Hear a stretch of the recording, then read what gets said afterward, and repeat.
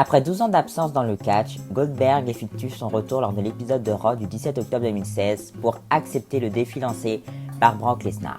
Aujourd'hui, nous allons voir si le retour de Goldberg a vraiment été bénéfique à la WWE. Sa première rivalité depuis son retour est, je pense, une des meilleures rivalités qu'il a eues depuis son retour, vu que c'était face à Brock Lesnar et les deux, c'est deux gros monstres dans un ring. Lors du dernier Raw avant les Survivor Series, vu que leur affrontement était prévu pour les Survivor Series 2016, il y a eu un face-à-face entre les deux. Ils étaient séparés par une rangée d'hommes dans le ring, ce qui montre l'intensité qu'il y avait entre les deux. Mais après des échanges verbaux assez violents, Goldberg a bousculé un par un les mecs qui étaient dans le ring pour confronter Brock Lesnar, mais Brock Lesnar est parti du ring confiant. Le premier match de Goldberg depuis son retour est le main event du show Survivor Series 2016. Et en seulement 1 minute 25, Goldberg a battu The Beast, Brock Lesnar.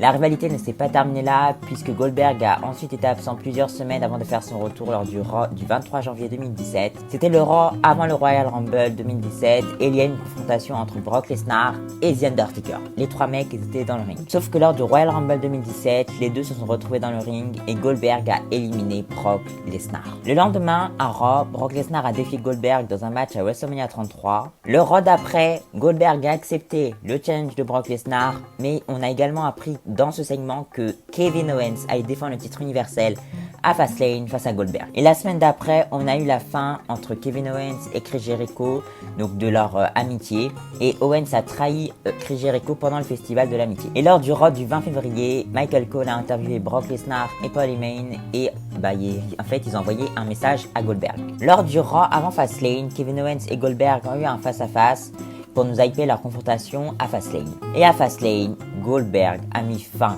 au règne de Kevin Owens et il est devenu champion universel. Et à WrestleMania 33, le match entre Goldberg et Brock Lesnar sera pour le titre mondial. Malheureusement, ce retour de Goldberg a déjà eu une grosse erreur car il a mis fin au push de Kevin Owens en tant que champion du monde. Et Kevin Owens à l'époque c'était un peu un jeune. Owens a affronté Chris Jericho à WrestleMania sans titre malheureusement. Ensuite, la rivalité entre lui et Lesnar a continué vers WrestleMania 33.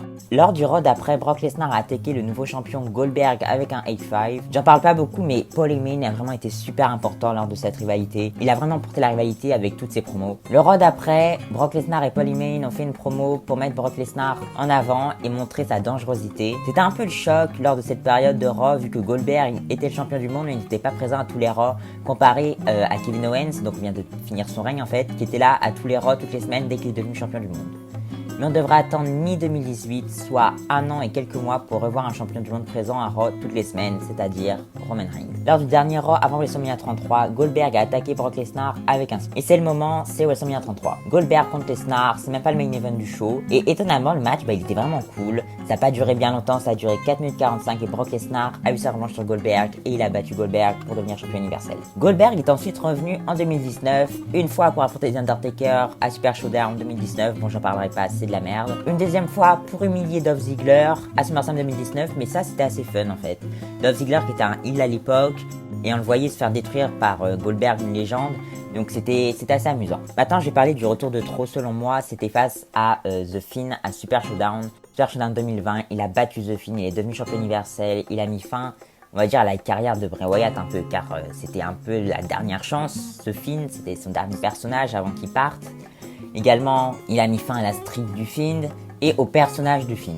Il aurait dû défendre le titre face à Roman Reigns à WrestleMania 36, mais comme on le sait, WrestleMania 36, il n'y a pas eu de foule puisque c'était à huis clos et Roman Reigns n'a pas catché lors de ce show à cause de ses problèmes de santé. Donc, on a eu Goldberg contre Braun Strowman. Et Braun Strowman a battu Goldberg et il est devenu champion universel. Cette période était assez mauvaise pour Goldberg, mais il est revenu plusieurs fois pour mettre des règnes de champion du monde en avant et donc perdre en fait. Par exemple face à Drew McIntyre au Royal Rumble 2021, où Drew McIntyre a beaucoup dominé Goldberg, ce qui faisait que Drew McIntyre était un gars dominant dans le ring. Une nouvelle fois face à Bobby Lashley à SummerSlam 2021, c'était très très nul.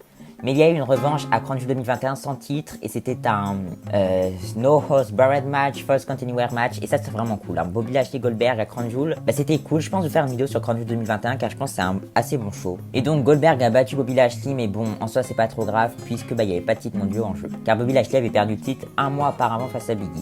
Et sa dernière apparition en date était à Elimination Chamber 2022 lorsqu'il a perdu face à Roman Reigns dans un match assez décent. Je pense que le retour de Goldberg aurait été une bonne chose, par exemple, si ça avait été avec Lesnar et aurait été sans titre. Bon, il y a eu un titre, mais c'était pas si mauvais que ça, leur rivalité ça allait. Dolph Ziggler, c'était pas mal, c'était fun, il n'y avait pas de titre mondial en jeu. Je suis assez déçu car on aurait pu avoir Owens contre Jericho pour le titre universel à WrestleMania 33. On aurait pu avoir The Fiend contre Roman Reigns, mais bon, on sait que ça aurait pas pu avoir lieu. Du coup, The Fiend contre Roman ou The Fiend contre John Cena, ce qui a été le plan ensuite à WrestleMania 36 pour le titre universel. Je pense que Goldberg, ça me dérange pas qu'il vienne faire son retour à chaque fois, c'est pour mettre des gars en avant, même si on préférerait d'autres challengers pour les titres mondiaux. Du coup voilà, c'est la fin de cette vidéo, j'espère qu'elle vous aura plu, n'hésitez pas à la liker, la commenter, à partager, abonnez-vous. N'hésitez pas à me dire votre avis sur Goldberg en commentaire, et moi je vous dis bye à une prochaine vidéo, bye.